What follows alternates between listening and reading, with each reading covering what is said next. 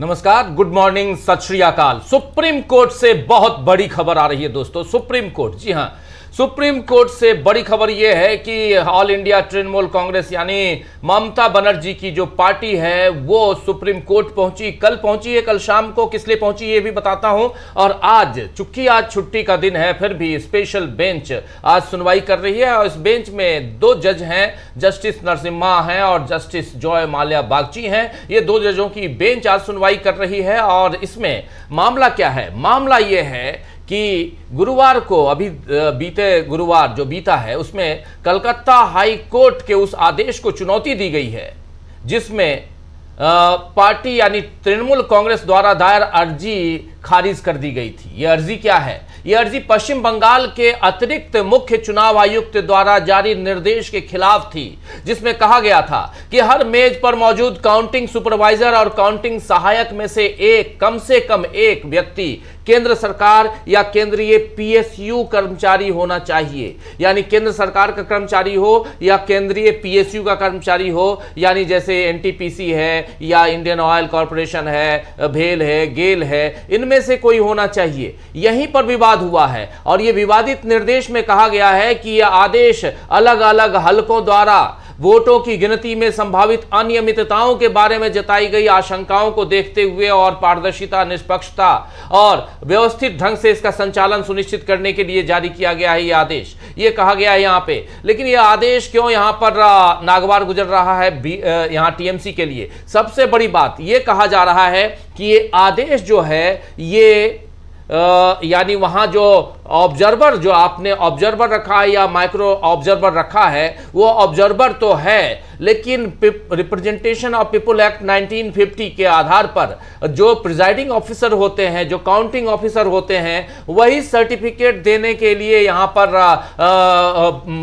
उनको ही ये जिम्मेदारी रहती है और लीगली वही दे सकते हैं सर्टिफिकेट। लेकिन अगर ऑब्जर्वर जो चुनाव आयोग अपनी तरफ से नियम बना के लेके आ रहा है, वो अगर ये सब करता है, केंद्र सरकार के कर्मचारी यहां पर आकर वो करते हैं, तो ये टीएमसी को पसंद नहीं है, लेकिन बीजेपी को ये बहुत पसंद है। कहा यह जा रहा है, माना यह जा रहा है कथित तौर पे कि ये इसीलिए किया गया है क्योंकि बीजेपी के लोग चाहते थे कि केंद्र सरकार, और आप जानते हैं कि केंद्र में बीजेपी की सरकार है, केंद्र सरकार किसी भी ढंग से यहां पर अपना प्रभुत्व, अपना यहां पर आधिपत्य दिखाने की कोशिश करे, और यहां पर वो दिखाई दे भी रहा है। और ये मामला वहां पर कलकत्ता हाई कोर्ट में खारिज होने के बाद मामला पहुंचा है सुप्रीम कोर्ट में। आज स्पेशल बेंच सुनवाई कर रही है, जिसमें दो जजों की बेंच है, जस्टिस नरसिम्हा और जस्टिस जॉय माल्या बागची। ये दोनों जजों की बेंच सुनवाई करना शुरू कर चुकी, बेंच बैठ गई है, सुनवाई की शुरुआत हो चुकी है।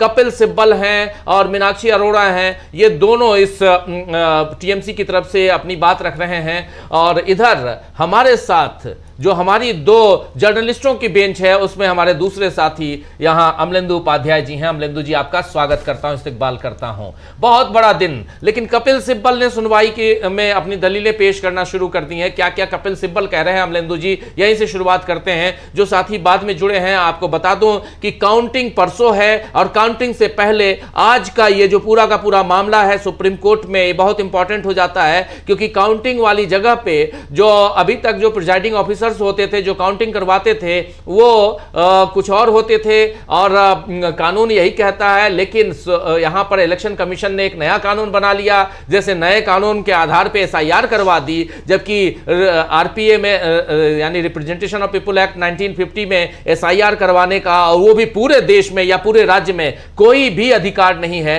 लेकिन यहां अपने ढंग से इन्होंने कर लिया। वैसे ही यहां पर एक नया नियम लेकर चले आए कि वहां पर ऑब्जर्वर, जैसे आपको याद होगा एक ऑब्जर्वर आया वहां पे, आईपीएस यहां का उत्तर प्रदेश का, जो दादागिरी दिखा रहा था, वैसे ही ऑब्जर्वर अगर वहां रहेंगे तो दादागिरी दिखाएंगे। और यही पर यहां पर तृणमूल कांग्रेस को यह बात नागवार गुजर रही है। तृणमूल कांग्रेस चाह रही है कि किसी भी ढंग से इस पर रोक लग जाए। अब देखते हैं कपिल सिब्बल रोक लगवाने में कामयाब हो पाते हैं या नहीं, लेकिन बहुत ही गंभीर और बहुत महत्वपूर्ण यहां पर यह केस है। क्या क्या अभी तक हुआ है अमलेंदु जी, जरा ये बताइए। राजीव जी, कपिल सिब्बल ने अपनी बात रखना शुरू की और कपिल सिब्बल ने शुरू में बताया कि 4 मुद्दे हैं जिस पे ये याचिका आई है।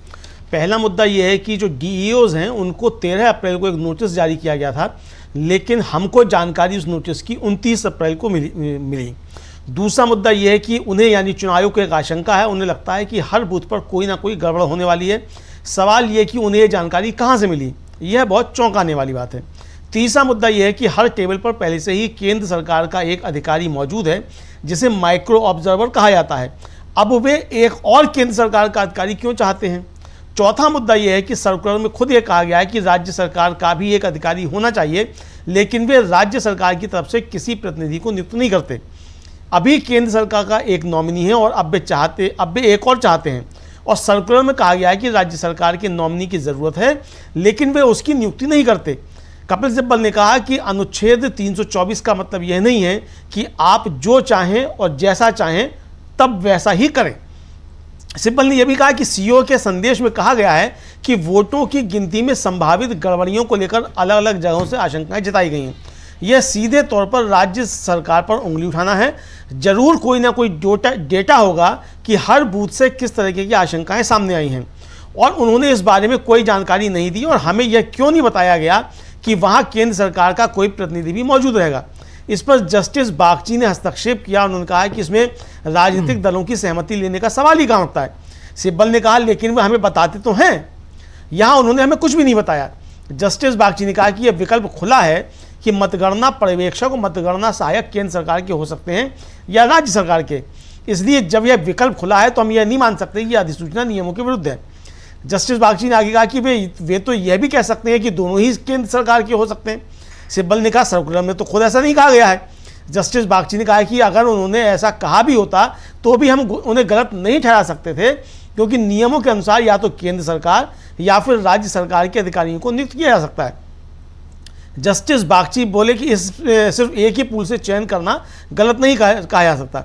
सिब्बल ने कहा कि इसमें राज्य सरकार और केंद्र सरकार के कर्मचारियों का रैंडम चयन होना चाहिए।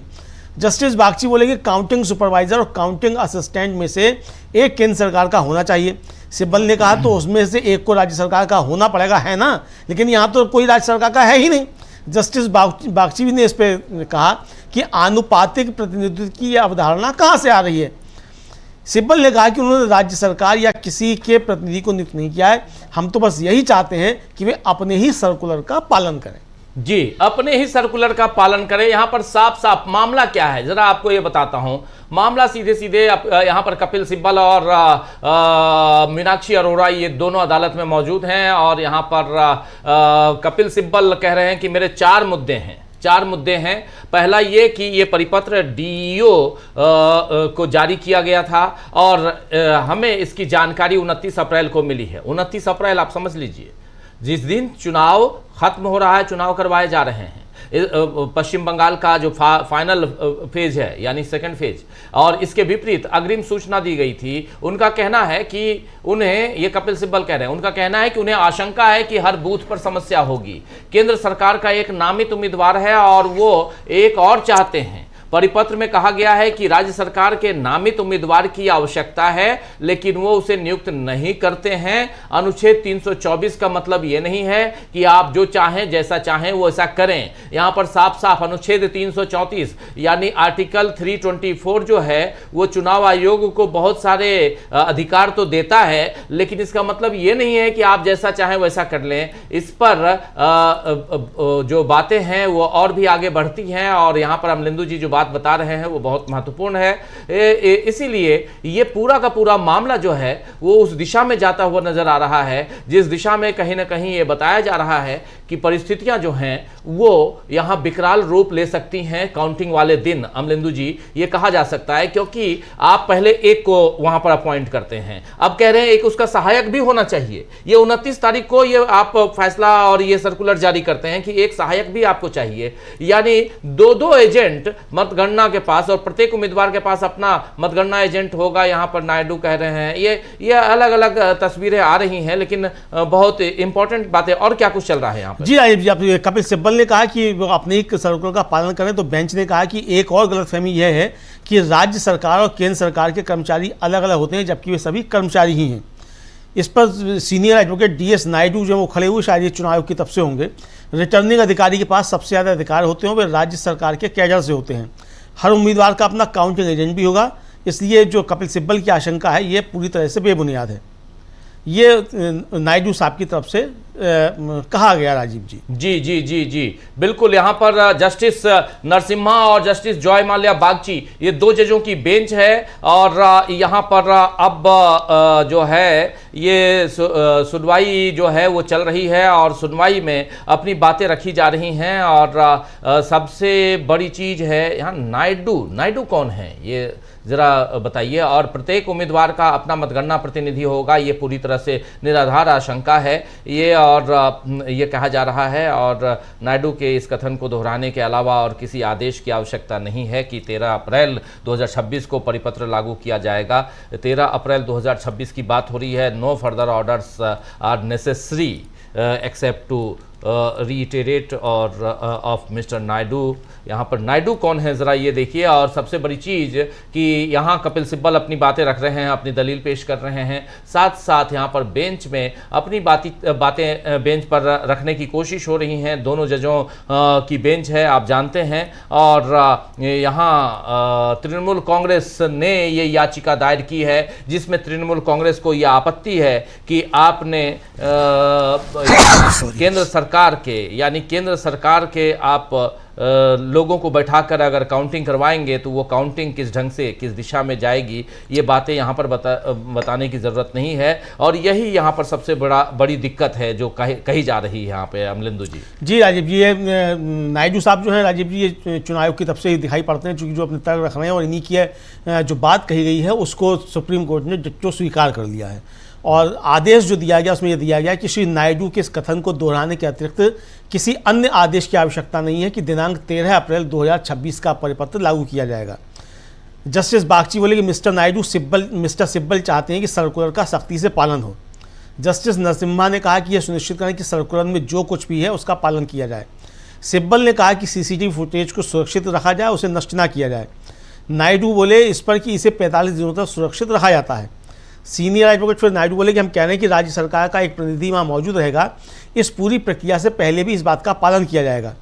जस्टिस नरसिम्हा ने फिर कहा कि इस एसएलपी में अब और किसी आदेश की आवश्यकता नहीं है। हम मिस्टर नायडू के इस बयान को रिकॉर्ड पर ले रहे हैं कि चुनाव आयोग के सर्कुलर का अक्षरशः उसकी मूल भावना के अनुरूप पालन किया जाएगा। नायडू बोले इस पर उम्मीद है कि सोमवार को यह सब समाप्त हो जाएगा। मुस्कुराते हुए नायडू ने कहा, यानी साफ साफ है कि सोमवार को चूंकि काउंटिंग है और कह रहे हैं कि उम्मीद है कि ये सोमवार को ये सब समाप्त हो जाएगा। ये सोमवार की बात आ रही है, समाप्त हो जाएगा ये कहा जा रहा है। लेकिन यहाँ महत्वपूर्ण इम्पॉर्टेंट ये हो जाता है कि इस सुनवाई से आखिर निकल के क्या आ रहा है। DS नायडू जो हैं ये इलेक्शन कमीशन की तरफ से हैं और 45 दिन सुरक्षित रखा जाएगा, ये पूरी बात कह रहे हैं। यानी जो EVM है, EVM के डेटा को 45 दिन तक सुरक्षित रखा जाएगा, CCTV फुटेज भी रखा जाएगा, ये बातें भी आ रही हैं। लेकिन ये महत्वपूर्ण बातें हो जाती हैं। यहाँ पर कपिल सिब्बल अपनी दलील पेश करना शुरू करते हैं और कहते हैं कि कृपया परिपत्र स्वयं आप देखिए मिलॉर्ड, मुख्य चुनाव निर्वाचन अधिकारी के कार्यालय द्वारा जारी किया गया ये परिपत्र कहता है कि अलग अलग पक्षों से अनियमितता आदि को लेकर आशंकाएं हैं। वो एक और केंद्रीय सरकारी नामित व्यक्ति चाहते हैं। क्या ये राज्य सरकार पर उंगली नहीं उठा रहा है? साफ साफ यहाँ पर तो इस पर बागची कह रहे हैं इसमें कोई फर्क नहीं पड़ता कि वो केंद्रीय सरकारी नामित व्यक्ति है या नहीं है। ये चुनाव आयोग की व्यक्तिगत संतुष्टि पर निर्भर करता है। आपके मतगणना एजेंट और अन्य लोग भी वहाँ मौजूद रहेंगे। यानी वहाँ पर कोई भी रहे उससे क्या फर्क पड़ता है। बात यह है कि वहाँ पर मतगणना एजेंट रहेंगे। और तो सिब्बल ने कहा कि साथ में चुनाव एजेंट भी। तो बागची ने कहा फिर मतगणना सहायक, मतगणना पर्यवेक्षक और सूक्ष्म यानी माइक्रो ऑब्जर्वर जो केंद्रीय सरकारी अधिकारी हैं, हम ये नहीं कह सकते कि ये अधिसूचना नियमों के विपरीत है क्योंकि ये एक केंद्रीय सरकारी अधिकारी है। लेकिन अन्य के बारे में ये नहीं कहा गया है कि वो केंद्रीय सरकारी कर्मचारी नहीं हो सकते हैं। ये बात यहाँ पर कह रहे हैं बागची। फिर बागची कह रहे हैं कि एक ही ग्रुप से पूर्णतः चयन करना गलत नहीं कहा जा सकता है। यानी अगर आप केंद्रीय कर्मचारियों को ही लेकर आ सकते हैं तो फिर गलत कैसे कह सकते हैं इसको। तो इस पर कपिल सिब्बल कह रहे हैं आप ऐसा नहीं कर सकते। यहाँ पर कपिल सिब्बल ने कहा कि ऐसा नहीं कर सकते। इस पर न्यायमूर्ति बागची ने कहा कि क्यों नहीं कर सकते। फिर सिब्बल ने कहा कि उनके अपने परिपत्र का पृष्ठ 72 देखिए, वो ऐसा नहीं कर सकते हैं। तो उसके बाद बागची ने कहा इससे पृष्ठ 71 पर दिए गए उपधारा 1 के साथ पढ़ा जाना चाहिए। फिर न्यायमूर्ति पीएस नरसिम्हा कह रहे हैं कि ये आनुपातिक प्रतिनिधित्व की अवधारणा क्या है? ये सभी सरकारी कर्मचारी हैं। ये आनुपातिक का मतलब यहाँ सरकारी कर्मचारी का मामला है, न कि ये केंद्रीय सरकारी कर्मचारी या राज्य सरकारी कर्मचारी। इस पर कपिल सिब्बल कह रहे हैं लेकिन राज्य सरकार द्वारा नामित व्यक्ति की नियुक्ति नहीं हुई है। इस पर न्यायमूर्ति कह रहे हैं तो क्या आपने उन्हें लिखा है? आप परिपत्र को चुनौती दे रहे थे और अब आप कह रहे हैं कि इसका पालन करें।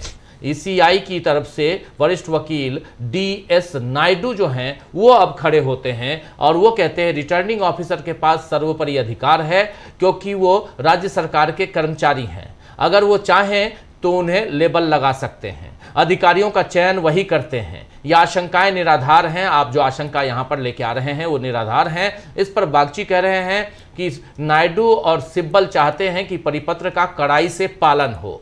यहां पर इन्होंने कहा, नरसिम्हा कह रहे हैं सुनिश्चित करें कि परिपत्र में जो लिखा है उसका पालन कड़ाई से होना चाहिए, जस्टिस नरसिम्हा कह रहे हैं। सिब्बल कह रहे हैं सीसीटीवी फुटेज को सुरक्षित रखा जाए, नष्ट न किया जाए।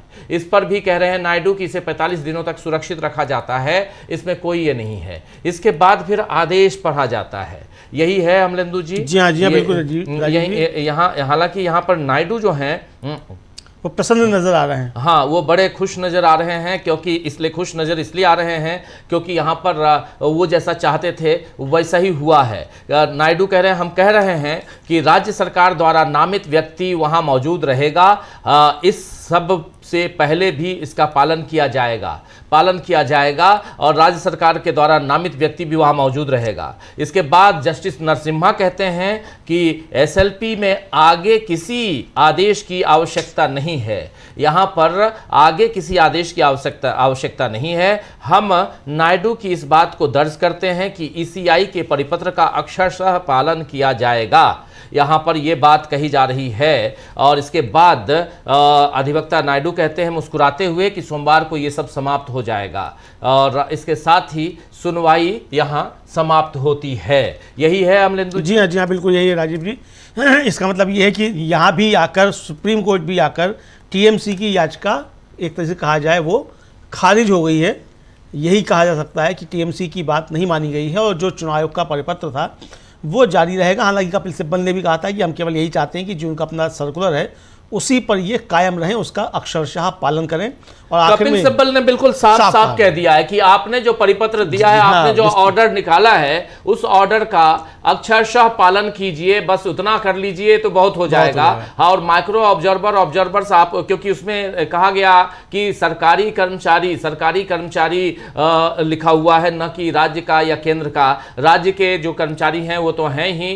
रिटर्निंग ऑफिसर्स की बात हो रही थी, RO की बात हो रही थी। RO राज्य सरकार का है और RO जो है रिटर्निंग ऑफिसर जो है वही फाइनल अथॉरिटी होगा। वहां पे ऑब्जर्वर आप एक बैठाइए तो इसलिए कोर्ट ने कहा कि आप उनके ऑब्जर्वर रहेंगे, आपके भी तो लोग वहां रहेंगे। यानी जो यहाँ पर तृणमूल कांग्रेस के जो चुनाव वहाँ पर जो प्रतिनिधि होंगे, रिप्रेजेंटेटिव्स, वो सब भी होंगे। कपिल सिब्बल ने कहा कि हाँ वो सब भी हमारे होंगे, तो अक्षरशः उसका पालन कीजिए, यही हम चाहते हैं। तो ये बात यहाँ पर कुल मिलाकर ये जो अभी आधे घंटे की सुनवाई हुई और ये सुनवाई खत्म हो चुकी है। इस सुनवाई से निकल के क्या आया है आपको तमाम पहलुओं को बता देते हैं।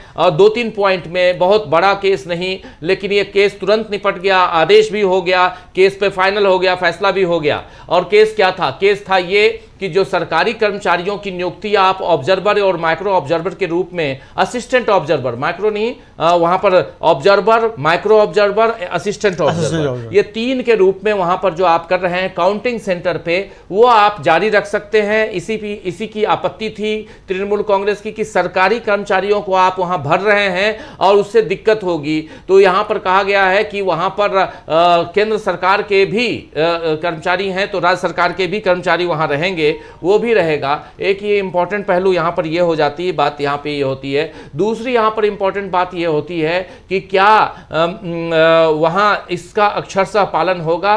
तो नायडू जो इलेक्शन कमीशन ऑफ इंडिया की तरफ से वकील खड़े हुए थे, उन्होंने कहा कि इसका अक्षरशः पालन करेंगे हम। कपिल सिब्बल ने कहा कि आप सीसीटीवी फुटेज भी रखिए, तो नायडू ने कहा 45 दिन तक उसको हम रखते ही रखते हैं, उसको रखेंगे, और वहाँ सीसीटीवी कैमरा लगा ही है, सब कुछ है।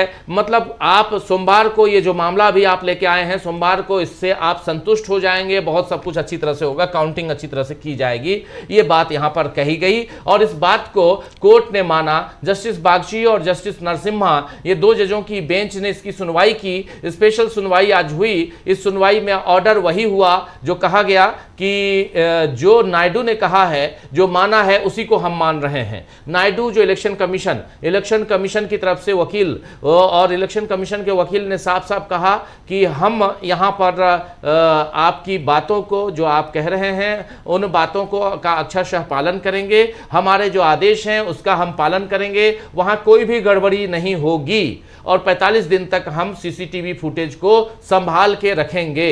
ये बातें वहां हो गई, और इसके साथ साथ ये जो पूरी सुनवाई है यहीं पर समाप्त होती है। तो सुप्रीम कोर्ट में तृणमूल कांग्रेस की याचिका, उस याचिका को खारिज तो नहीं कह सकते हैं, लेकिन ये याचिका इस आदेश के साथ यहां पर समाप्त हो गई, उसकी सुनवाई समाप्त हो गई। ऑर्डर हो गया है कि एक तो होता है खारिज होना, मतलब हमको इस पे सुनवाई नहीं करनी, आदेश आया तो, लेकिन यहाँ ऑर्डर आया है, सुनवाई हुई है। और सुनवाई ये हुई है कि इस याचिका में जो दलीलें पेश थी कि जो सरकारी ऑब्जर्वर्स, जो आप केंद्र सरकार के और पीएसयू के, केंद्रीय पीएसयू के जो आप ऑब्जर्वर्स वहां पर बैठा रहे हैं काउंटिंग वाले दिन काउंटिंग सेंटर पे, उसको नहीं बैठाइए।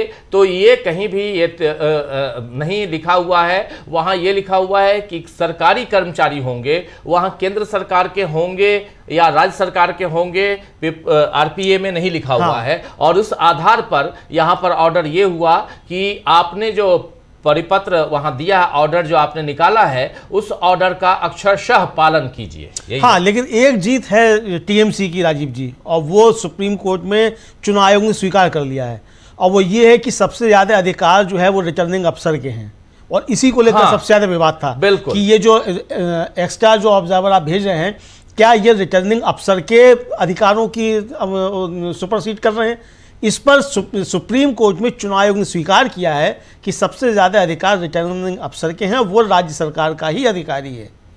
हाँ, ये बात सुप्रीम कोर्ट ने खुल के कह दिया है कि मुख्य रूप से उन्होंने कहा, और अंततः फाइनली जो रिटर्निंग ऑफिसर हैं, जो आपके राज्य सरकार के कर्मचारी हैं, वही फाइनल अथॉरिटी है काउंटिंग सेंटर पे। तो ये एक बड़ी जीत है। जो यहां पर बाईपास करने, साइफन करने की कोशिश हो रही थी, वो यहां नहीं हो रहा है। यहां साफ साफ जो बातें हो रही थी, उसमें सबसे बड़ी बात यही कि केंद्र सरकार, आप किसी को बैठाना बैठा, प्रधानमंत्री नरेंद्र मोदी को बैठा लो, कोई फर्क नहीं पड़ता, लेकिन ऑर्डर जो है वो चलेगा रिटर्निंग ऑफिसर का। यही बात यहां पर मान ली गई है, और यहां पर टीएमसी की ये बड़ी जीत मानी जाएगी, क्योंकि यहां ये खुले तौर पर अब ऑर्डर में आ गया है, इस सुनवाई में आ गया है कि returning officer is the supreme.